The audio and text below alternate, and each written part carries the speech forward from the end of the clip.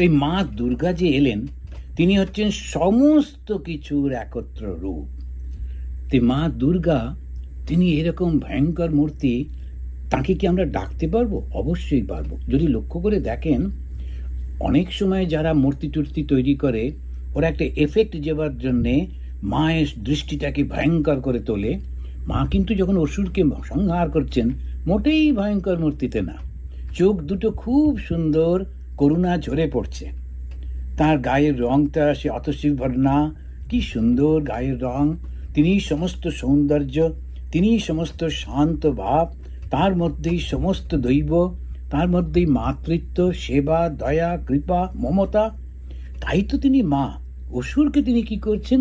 শাস্তি মানে তাকে ওই খারাপ কাজ থেকে ভালো কাজে নিয়ে যাচ্ছেন, তার নিজের মধ্যেই আবার তাকে গ্রহণ করছেন, তারই মঙ্গলের জন্যে। আর আমরা কি করব?